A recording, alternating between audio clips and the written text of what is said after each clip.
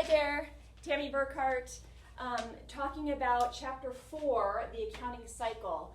This is a great chapter because it really is, other than the closing entry and the post-closing trial balance, which I will explain now in this video, this is a great refresher for the first 3 chapters. It goes through the accounting process. Now, I gave you the 8 steps of the accounting process that I use. You'll see in Chapter 4 they use 10 steps. They add another step or 2 here or there for analyzing transactions and then another step for totaling things up, which I don't use. But I want to go through the basics of the first 3 chapters, and then I will explain both the closing entries and the post-closing trial balance, which is really what's new in this chapter. Everything else in this chapter is review. So let's start with the income statement. The income statement, you start with your revenue. Most of the time you would have like a revenue heading. If you have more than one, I knew I wasn't going to have room, so I just jumped right into my fee revenue and my rent revenue.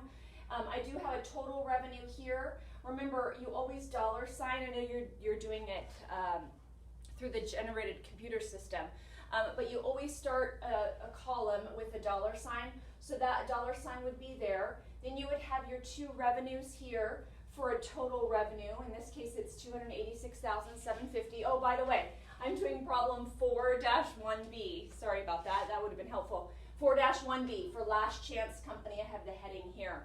I was a little eager to get into it. All right, so we've got our total revenue there. Then we start with our expenses. You list them just in the order that they appear in the spreadsheet that's given. And then I listed out all of the dollar amounts. We have a total expense here. And then in this case, it looks like we have a loss. So rather than a net income at the bottom, we put that in parentheses. And that's therefore going to indicate a loss, a net loss, which is a little different than we've been working with, but it's good to know how to deal with this situation as well. So that's the income statement. Again, that's review. You got that just from the worksheet that was given in the problem 4-1B. The next thing it asks for is a statement of stockholders' equity. I have that here. I put my issued common stock last. Sorry about that. I actually forgot about it. We had a beginning balance of 70. We added common stock of 20 for a total of 90 at the end of the year. 98,000 was what was in the worksheet. So you have to automatically assume that the 20,000 addition that they told you in the notes in the problem was added prior to the unadjusted trial balance. So it was just a regular journal entry, kind of like step 1. You added additional common stock. So by the time you got to the worksheet, it already said 90,000. And the only reason I knew that it was 20 is because it was in the notes in the problem. So I just want to let you know that's kind of side note there. But the total is 90. You don't add the 20 to the 90. You add the 20 to whatever was prior to arrive at the 90. So I just subtracted these 2 to get my beginning balance. Okay, that's how you do that for these types of problems. Retained earnings. This was a given number that you do use from the worksheet because you haven't altered that until you do the income statement.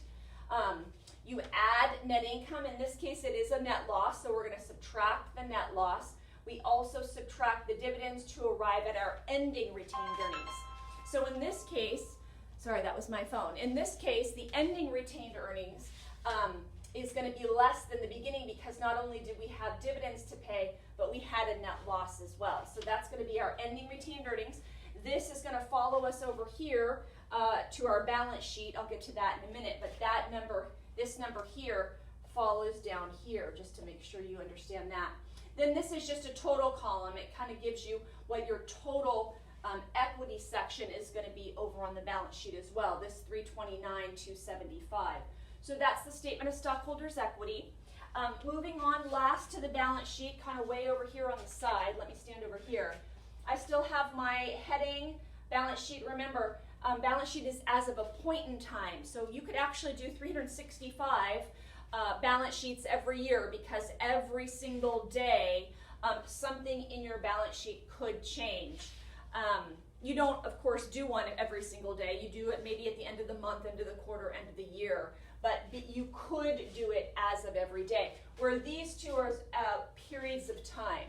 So one would be in this case it's for the year. You could do for the month ended or for the quarter ended. Though these are for a period of time. Balance sheet is a point in time. So on this day, this is what we had. Tomorrow it may change. All right, so we have our total assets, kind of a lot of them. I do have my contra assets in here. Remember, accumulated depreciation is contra, means to take away from the asset, right? So we learned about that in chapter 3 in our adjusting journal entries. Accumulated depreciation is a contra asset, meaning to take away from. So contra means to take away from. So you see I'm building for 340, I'm taking away the accumulated depreciation to arrive at the new book value. We'll get into book value when we start talking about chapter 9.